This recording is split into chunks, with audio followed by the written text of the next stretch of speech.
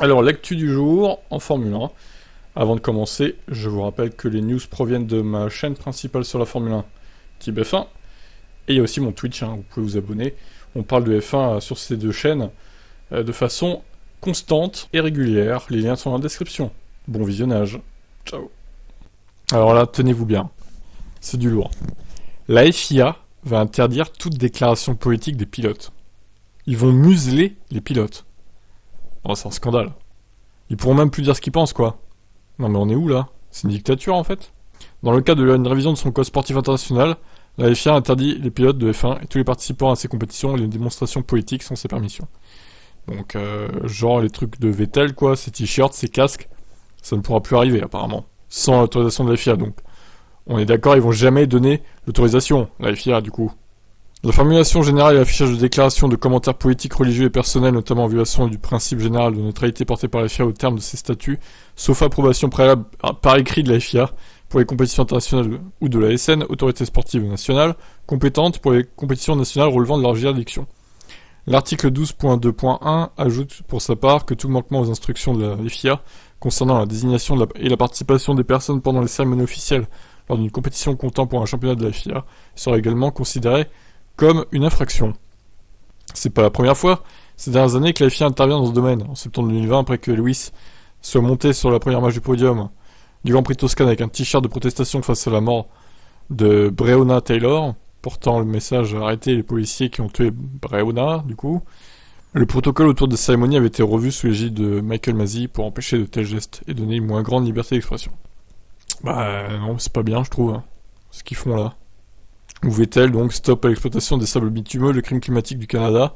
Ça avait été très mal pris par le gouvernement canadien, on s'en souvient. Le président Mohamed Ben Sulayem avait pris une position d'opposition face aux sorties politiques de Hamilton et Vettel, louant des pilotes comme Niki Lauda et Alain Prost qui, selon lui, ne se souciaient que du pilotage. Il avait ajouté: maintenant Vettel se déplace avec un vélo arc-en-ciel, Hamilton est passionné par les droits de l'homme, et Norris s'occupe de la santé mentale. Tout le monde a le droit de penser ce qu'il veut. Pour moi, il s'agit de décider si nous devons imposer nos croyances en quelque chose sur le sport tout le temps. La FIA a également revu dans le CSI sa définition de la mauvaise conduite qui fait désormais référence sans toutefois s'y limiter à l'utilisation générale d'un langage, écrit ou oral, d'un geste ou signe offensant, insultant, grossier, impoli ou abusif, dont on peut raisonnablement s'attendre à ce qu'il soit considéré comme grossier, impoli, offensant, humiliant ou comme étant déplacé aux insultes, notamment des gestes, signes ou un langage, un doigt par exemple, écrit ou verbal offensant aux violences physiques, coup de coude, coup de poing, coup de pied, coup de tête, etc. Bon, alors en gros c'était déjà très lisse, cette Formule 1. Il n'y a pas grand chose qui dépassait, bon, à part Vettel et Hamilton, des fois, qui prenaient parti dans des causes. Mais là, t'auras même plus le droit de gueuler à la radio, t'auras plus le droit de faire des doigts.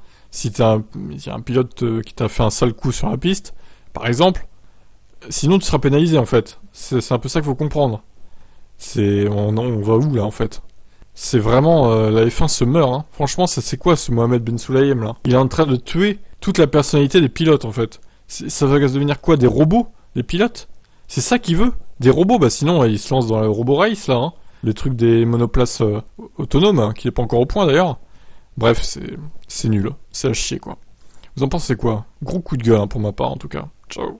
Alors, la FIA a publié des éclaircissements sur la fameuse règle qui muselle les pilotes. Je crois qu'ils se sont pris un torrent de haine sur les réseaux sociaux. Je crois qu'ils n'ont pas été déçus du voyage. C'est pourquoi ils ont tenu, je pense, à publier cette petite clarification pour calmer les gens, sûrement. L'instance dirigeante a précisé que ça avait été mis à jour pour s'aligner sur le code d'éthique du Comité international olympique. Dans un communiqué, un porte-parole a déclaré: l'ISC a été mis à jour conformément à la neutralité politique du sport en tant que principe éthique fondamental universel du mouvement olympique. Mais la F1, c'est pas les Jeux Olympiques, les gars. Pourquoi vous faites ça, en fait? La FIA a obtenu le statut de pleine reconnaissance par le CIO en 2013. Dans ce cadre, la FIA a affirmé ses engagements à respecter la charte olympique, notamment d'établir et de faire respecter conformément à l'esprit olympique les règles concernant la pratique de ces sports respectifs et de veiller à leur application, assurer le développement de ces sports à travers le monde, contribuer à la réalisation des objectifs énoncés dans la charte olympique, notamment en ce qui concerne le développement continu des valeurs olympiques et de l'éducation olympique. Interdire aux athlètes de participer à des actes de protestation de solidarité est une règle spécifique au CIO relative à la neutralité de la compétition, qui les empêche de participer à des manifestations et de la propagande politique, religieuse ou raciale pendant la compétition. Ouais, pour moi c'est un petit peu une excuse, tout ça, ils veulent s'aligner, l'excuse c'est s'aligner sur le CIO, mais la F1 n'a rien à voir avec un Jeux Olympiques en fait, avec des Jeux Olympiques. Donc, ouais, bon, admettons. Ils ont ajouté, la FIA doit promouvoir la protection des droits de l'homme et de la dignité humaine et s'abstenir de manifester une discrimination fondée sur la race, la couleur de la peau, le sexe, l'orientation sexuelle, l'origine ethnique ou sociale, la langue, la religion, l'opinion philosophique ou politique, la famille, situation ou handicap dans le cadre de ses activités, de prendre toute mesure à cet égard. La FIA se concentrera sur les groupes sous-représentés afin de parvenir à une représentation plus équilibrée du genre et de la race et de créer une culture plus diversifiée et inclusive. Ah, ouais. Alors moi je pense qu'il y a des pilotes qui vont en rien avoir à foutre de cette nouvelle règle et qui vont continuer, notamment Hamilton, je pense qu'il va provoquer un peu les FIA et qui va continuer ses prises de position publiques, que ce soit sur les réseaux ou même dans les week-ends de Grand Prix, avec des t-shirts ou des casques en hommage à certaines choses. Je pense honnêtement que ça va continuer. Alors dommage qu'il n'y ait plus Vettel parce que alors lui c'est sûr, il aurait provoqué la FIA, il aurait continué, c'est sûr. Hamilton, je sais pas s'il va oser le faire. Parce qu'il sera un peu tout seul à le faire, du coup, maintenant. Donc, est-ce qu'il osera le faire? On verra. Écoutez, qu'est-ce que vous en pensez de ces éclaircissements? Allez, ciao. Alors, Marco reconnaît des tensions avec Honda. Allez, tiens donc, des tensions avec Honda? Pourtant, normalement, ça doit être la bonne entente, là, hein, pour 2026. Une situation qui apporte des tensions entre nous, mais ça s'explique, déclare Marco. Lorsque Honda a annoncé son retrait il y a 2 ans, nous n'avions plus rien. Au début, Honda ne voulait même plus nous fournir le moteur existant. Ils ont ensuite un peu changé de leur fusil d'épaule et nous avons pu transformer ça en une coopération telle que nous la voyons aujourd'hui. En parallèle, comme nous devions aussi assurer notre avenir, nous avons créé notre propre usine de moteurs qui se voudra à la pointe de la technologie. Ils ont les mêmes installations à Sakura, du coup les choses sont devenues difficiles quand on a commencé à discuter de 2026. Nous pensions que Honda n'allait travailler que sur la partie électrique, mais nous n'avons pas encore réussi à nous mettre d'accord sur ça. Nous verrons bien, une décision sera prise prochainement. Selon les dernières rumeurs, Red Bull sera en discussion également avec Ford. Pour la partie électrique, du coup, j'imagine, mais Ford, ils ont aucune expérience avec les V6 turbo-hybrides, en fait. C'est du suicide total. Alors même si en 2026, effectivement, on change un peu les moteurs, la base restera grossièrement là un peu la même quand même. Hein. Même s'il y a quand même pas mal de modifs, mais bon. On va pas repasser au V8 ou au V12, c'est ça que je veux dire, quoi. Et la partie électrique sera encore plus importante d'ailleurs en 2026. Donc bon, je sais pas ce que ça va donner. Bon, normalement ça devrait s'arranger entre les deux, hein, je pense. On verra, écoutez. Allez, ciao. Alors, petite piqûre de rappel, les contrats des pilotes qui expirent en fin 2023, donc dans 1 an. Du coup, un peu moins d'1 an maintenant. Alors Hamilton, bon, clairement il va re-signer, hein, cet hiver, c'est quasi sûr. Il a dit avec Toto, ils vont négocier, etc. Donc on verra ce que ça donne. Alors Tsunoda, tout sauf convaincu en 2022, et il sera bien sous pression en 2023, tu m'étonnes. Tsunoda, je pense que s'il a refait une saison 2023 comme il a fait en 2022, ça va virer. Hein. Ça va dégager, hein, Tsunoda. Yuki, dehors. Il devrait être à l'auteur de De Vries. Eh ben oui, qui est rookie en Formule 1 finalement. Alors, Zhou. Zhou, il y a un truc qui me chiffonne, les gars. Ce Zhou, c'est son nom, on est d'accord. Pourquoi ils mettent par exemple là le nom en premier et le prénom après? C'est Guan Yu, son prénom, on est d'accord. Mais c'est pas la première fois que je remarque ça, hein. Pareil au truc de remise des prix de la FIA et Corner là, il a dit Zhu Guan Yu aussi. Donc bon, j'avoue ne pas comprendre. J'ai toujours cru que Zhu c'était son nom, enfin Joe du coup, ce qui me semble être le cas hein, de toute façon. Mais pourquoi ils inversent les deux alors? Ouais, là, si vous pouvez m'éclairer, bon, bref, Joe de toute façon voilà. On verra ce qu'il donne en 2023. Bon, il a fait une saison 2022 assez correcte pour un rookie, j'ai trouvé. Maintenant, à lui de confirmer en 2023. Kyle Magnussen, bon, lui, pareil, il vient de revenir. Il est pas du tout rookie pour le coup en Formule 1. On verra ce que ça donne face à Hülkenberg. J'ai hâte de voir en tout cas. Et voilà, c'est donc les seuls pilotes dont le contrat se termine. Ils sont 4 seulement fin 2023. Bon, évidemment, on peut évoquer aussi Mick Schumacher par exemple. Ricciardo, est-ce qu'ils vont retrouver un baquet? Hülkenberg, c'est pareil, qu'est-ce qu'il vaudra? Logan Sargent, c'est pareil, qu'est-ce qu'il vaudra? Beaucoup de questions, hein. Encore en suspens. Voilà, je vous laisse commenter ça. Horner ne veut pas d'une autre bataille entre Hamilton et Verstappen. Ah bah ça alors, on se demande pourquoi, hein. Parce qu'à chaque fois, en fait, qu'ils sont en piste les deux, ben ça se crache. Ou presque à chaque fois, quoi. C'est à chaque fois qu'ils se battent. Bon, c'est pas tout le temps arrivé non plus, mais souvent, hein. Franchement, souvent, hein. On l'a encore vu au Brésil, quand ils avaient une voiture à peu près égale l'un et l'autre. Et ben voilà, ça a craché encore. Lorsqu'on lui a demandé s'il aimerait avoir une autre bataille entre ces deux pilotes-là, dont Verstappen, son pilote maison, il a déclaré qu'il n'avait pas hâte d'y être. Non, pas vraiment. Je préfère quand il y a beaucoup plus d'espace entre deux. Tu m'étonnes. Bah moi, tout ce que je souhaite, c'est qu'il y ait un deuxième round en 2023 entre lui et Hamilton, entre Red Bull et Mercedes aussi, hein, parce que là, il y a une revanche à prendre, hein, franchement. Hein. Pour moi, en 2021, le duel a été gagné par Hamilton. On me sortira pas ça de la tête, bon, ça s'est pas vu au résultat du dernier Grand Prix 2021. Dommage, n'est-ce pas, Michael Masi? Et Latifi aussi, du coup. Mais voilà, bon, la revanche en 2023, en tout cas, on espère. Ciao, ciao. Michael Masi refuse de commenter un éventuel rôle au Grand Prix d'Australie. Non, mais qu'il reste avec son karting ou je sais pas quoi, là, c'est très bien, hein. Alors, il a été démis de ses fonctions après Abu Dhabi, dans les instants de la course, l'Australien ignorait les règles, bon, ça on sait, quelques mois après avoir été démis de ses fonctions, Masi a complètement quitté la FIA. Cependant, il est depuis revenu en sport auto, et c'est devenu le nouveau président de la Supercar Commission en Australie, membre du South Australian Motorsport Board, et membre du conseil d'administration de Karting Australia. Un site, donc speedcafé.com, rapporte qu'ils ont contacté Masi pour lui poser des questions sur son rôle supposé dans le Grand Prix d'Australie, mais il a refusé de faire des commentaires. Ah. Bon alors, vous inquiétez pas, même s'il a un rôle au Grand Prix d'Australie, je pense pas qu'il soit directeur de course du Grand Prix d'Australie spécifiquement, hein, c'est pas possible. Il bosse plus à la FIA, donc non. Qu'est-ce qu'il pourrait avoir comme rôle je sais pas, en tant que consultant peut-être, conseiller, mascotte du Grand Prix d'Australie. Michael Masi, magnifique. Bon, qu'est-ce que vous en pensez de ça? Ciao, ciao. Lewis Hamilton révèle qu'il soutient toujours McLaren, son écurie, de cœur finalement. J'aime regarder ce que fait McLaren, je vérifie toujours où ils se trouvent, parce que c'est là que j'ai commencé, je leur souhaite toujours bonne chance, même s'ils sont mes concurrents. Il y aura des jours où ils seront en panne et je me sens triste pour eux, parce qu'encore une fois, c'est là que j'ai fait mes premiers tours de simulation, conduit une voiture pour la première fois. Je veux qu'ils réussissent, alors j'espère qu'ils auront une meilleure année l'année prochaine, une meilleure voiture aussi du coup. Lewis a ajouté que son expérience au milieu de grille au cours de la première moitié de 2022 lui avait fait apprécier encore plus les autres équipes plus bas dans l'ordre hiérarchique. J'ai ressenti cette réelle appréciation pour toutes ces autres équipes qui essaient de faire la même chose, avec les mêmes intentions, essayer d'être meilleurs et de se battre pour quelque chose, traverser des moments difficiles, parce qu'ils ont construit une voiture qui n'est clairement pas capable de se battre à l'avant. C'est plutôt cool d'en faire partie et d'en être témoin. Ouais, enfin, à petite dose, hein, du coup, c'est quand même mieux d'être devant et de gagner, j'ai envie de te dire, Lewis. Mais bon, c'est vrai que ça lui a fait voir le midfield, chose qu'il n'avait plus vue depuis 2013 du coup, au final, vu qu'il a passé son temps dans le top 3 dans les dernières saisons quoi. Bah ça fait du bien, hein, une piqûre de rappel du coup. Et on rappelle que Alonso lui avait accusé de pas savoir rouler dans le midfield, n'est-ce pas? On a vu plus tard que ça s'est un petit peu retourné contre lui. Bon, on verra ce que ça donne pour McLaren en 2023, j'espère qu'ils auront une meilleure voiture, j'aime bien aussi cette équipe. Allez, ciao ciao.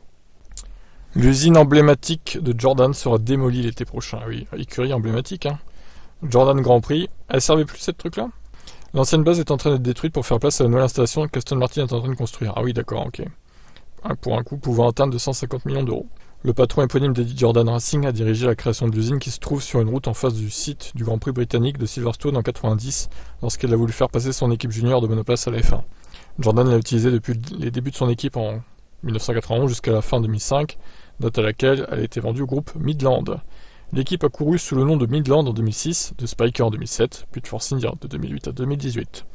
Lorsqu'un consortium dirigé par Stroll, Lawrence Stroll, a racheté l'équipe après avoir connu des difficultés financières. Elle a changé de nom pour devenir Racing Point puis Aston Martin. Alors Guy Austin, chef de projet pour la construction des nouvelles installations d'Aston Martin à Silverstone et la démolition de leur ancienne, a expliqué comment ça s'est passé dans une vidéo publiée par l'équipe. Je me suis occupé de la conception et de la construction de l'usine originale pour Eddie Jordan en 1990. Alors quel est le plan ici? Eh bien, depuis que nous avons emménagé dans le bâtiment, nous allons la démolir l'été prochain, ce qui sera un jour triste à bien des égards. Nous allons le remplacer par un nouveau bâtiment. Que va-t-il y avoir dans ce bâtiment? Eh bien, nous allons y installer notre restaurant pour le personnel, notre salle de sport pour le personnel, un espace de fitness, un grand espace pour la logistique avec toutes les courses que nous avons aujourd'hui. La logistique est un cauchemar, nous avons donc besoin de beaucoup d'espace pour l'emballage et le déballage. Et notre simulateur va y être installé. La nouvelle installation d'Aston Martin sera répartie sur 3 bâtiments. Les 3 bâtiments seront reliés entre eux par des ponts de sorte que notre personnel n'aura jamais à sortir dans le vent et dans le froid l'hiver. C'est pas con ça. Surtout que là-bas il fait froid hein, l'hiver. Mais il faudra marcher assez longtemps d'un bout à l'autre et il y aura environ 400 mètres d'un bout à l'autre de notre campus. Bon. Ah bah écoutez, même une vidéo pour illustrer tout ça. C'est magnifique. Bon alors du coup la vidéo, je croyais que c'était une vidéo Twitter, c'est pas le cas. C'est une vidéo YouTube, c'est pas grave. On va faire en accéléré. Ouais, du coup il y a quand même du boulot encore en perspective. C'est loin d'être fini notre affaire là. Wow. C'est un chantier majeur. Bah, j'espère pour eux que ça paiera quand ça sera terminé, qu'ils auront des bonnes performances, parce que là, ils ont investi énormément quand même. Donc, ça serait dommage qu'au final, l'équipe ne performe pas, on va dire. Bon, bref, je vous laisse commenter ça. Une page de l'histoire de la F1 se tourne avec la démolition donc de l'ancienne usine de Jordan. Incroyable, hein, ciao ciao. Verstappen veut disputer les 24 heures du Mans dans les 2 à 3 ans. Ah ouais, si tôt. Il voudrait être présent sur le circuit d'Assart avant de quitter la F1 et donc en parallèle de son engagement avec Red Bull. Disputer les mythiques 24 heures du Mans sans titiller du champion du monde, qui se verrait bien être équipé d'Alonso. Et le délai étonne puisque Verstappen évoque une perspective de 2 à 3 ans. Tout le monde sait à présent que je ne souhaite pas être en Formule 1 à l'âge de Fernando. J'ai d'autres envies.